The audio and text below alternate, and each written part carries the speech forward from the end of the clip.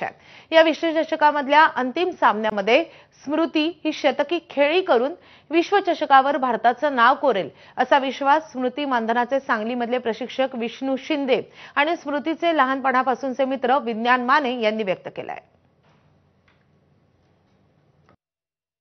पहिला एकदिवसीय विश्वचषक सामना आज भारत आणि दक्षिण आफ्रिकेमध्ये होतोय। भारताचे जे खेळाडू आहेत त्यांच्याकडून आज संपूर्ण भारतवासियांना मोठ्या आशा आहेत। महिला खेळाडूंच्याकडून सांगलीची स्मृती मानधना जी भारतीय संघाची आघाडीची फलंदाज आहे तिच्याकडून देखील संपूर्ण भारतवासियांना मोठ्या अपेक्षा आहेत। स्मृती मानधनाच्या बाबतीत आपण सांगलीमधील तिचे कोच विष्णू शिंदे सर यांच्याकडून सुरुवातीला जाणून घेणार आहोत। पण ऑस्ट्रेलियाला अशा पद्धतीने आपण हरवलेला आहे की एक असा कॉन्फिडन्स आपल्या टीम मध्ये आता आलेला आहे की ह्या वर्ल्ड कप जिंकण्यासाठी 60% इंडिया आणि 40% आफ्रिका अशी शक्यता मला वाटते।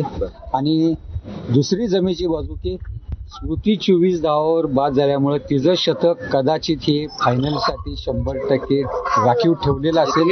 एवढी आशादायक आहे आणि हा विश्वचषक स्मृतीमुळे जिंकला जाऊ शकतो असं मला वैयक्तिक मत आहे।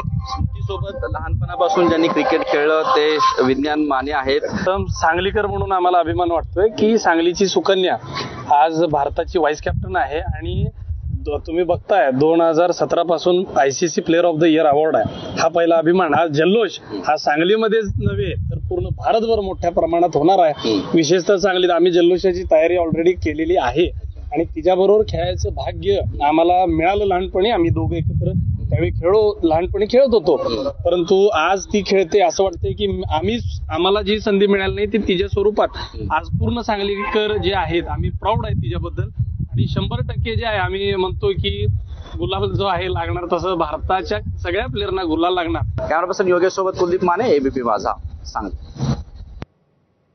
तर गुजरातमधल्या सुरतमधील क्रिकेट चाहत्यांनी भारतीय महिला क्रिकेट संघाला विजयासाठी खास शुभेच्छा दिल्यात। आपण पाहूयात। बहुत खुशी की बात है कि इंडियन सेमीफाइनल में जीत गई और इंडियन वर्ल्ड कप जीतेंगी। कौन है आपका फेवरेट? हरमनप्रीत कौर। तो क्या उम्मीद है आज आपको उनसे? उम्मीद तो यही है कि जीत के ही आएंगे ऑल इंडियन टीम।